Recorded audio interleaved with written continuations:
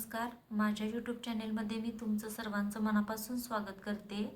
आता हिवाळा चालू झाल्यामुळे बाजारात सर्वत्र मोहरीची भाजी आलेली आहे. तर मी आज मोहरीची भाजी बनवली. कशी बनवली चला तुमच्यासोबत शेअर करते. ही मोहरीची भाजी मी 2 जुड्या घेतलेली आहे. याला स्वच्छ निवडून घेतली. त्याच्यानंतर याला 3 ते 4 वेळा पाण्याने धुवून अशी बारीक चिरून घेतली मी. बघू शकता तुम्ही व्हिडिओमध्ये छान असं धुवून त्याला 3 ते 4 वेळा धुवायचं. त्याच्यामध्ये मातीचे कण असतात त्यामुळे मी स्वच्छ धुवून त्याला चिरून घेतली. एका कढईमध्ये मी गरम पाणी करायला ठेवलं. त्याच्यामध्ये स्वच्छ धुतलेली जी मोहरीची भाजी आहे ती मी टाकून घेतली. तर इथे मी 2 मोठे चमचे तुरीची डाळ याच्यामध्ये ॲड केली. तर ह्याला आपण 5 ते 7 मिनटं झाकण ठेवून उकडून घ्यायचं आहे. 5 ते 7 मिनटामध्ये आपली ही भाजी उकडली जाते. तर बघू शकता तुम्ही 5 ते 7 मिनटानंतर मी झाकण काढल्यानंतर आपल्या भाजीचा कलरही थोडा चेंज झालेला आहे आणि डाळही थोडीशी शिजलेली असते.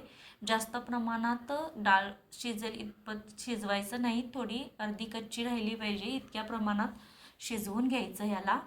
त्याच्यानंतर ह्याच्यातलं पाणी पूर्ण पिळून काढून घ्यायचं आहे आपल्याला. तर मी बघू शकता इथे पाणी काढण्यासाठी मी इथे भाजी नितळत ठेवलेली आहे.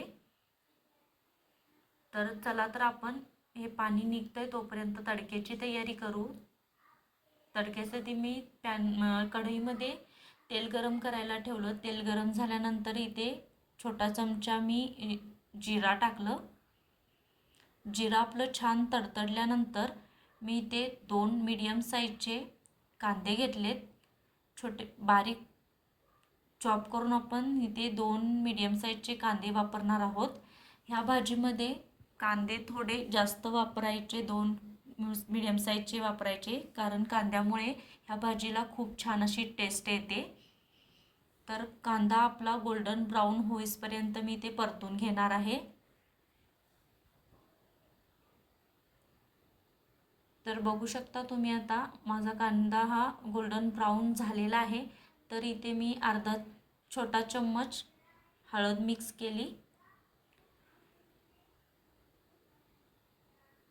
1 चमचा मी इथे लाल मिर्च पावडर टाकली, म्हणजेच घाटी मसाला. यालाही छान तेलामध्ये फ्राय करून घ्यायचं, परतून घ्यायचं.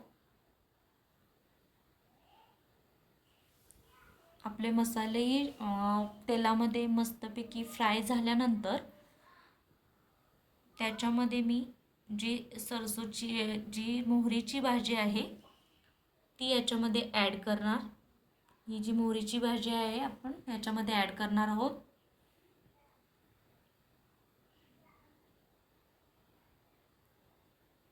तर याच्यामध्ये पूर्ण सर्व हे मिक्स करून घ्यायचं.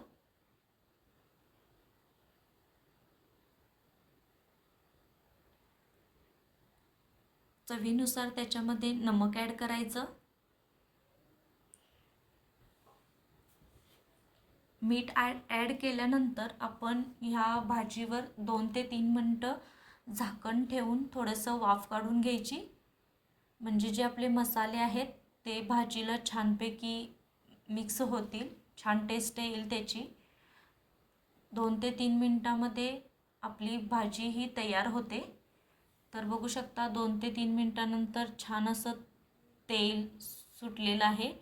तर छान आपली मोहरीची भाजी ही तयार आहे.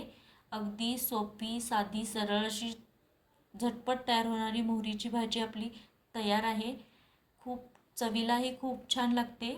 भाकरीसोबत तरी अप्रतिम टेस्ट आहे याची मोहरीची भाजी. तुम्ही नक्की एकदा करून पहा. तर बघू शकता किती छान पण दिसत आहे. तुम्ही एकदा नक्की ट्राय करून पहा. अशा पद्धतीने बनवाल तर खूप छान लागते. तर कशी वाटली माझी रेसिपी मला कमेंट करून नक्की सांगा. चला भेटू नेक्स्ट ब्लॉगमध्ये. धन्यवाद.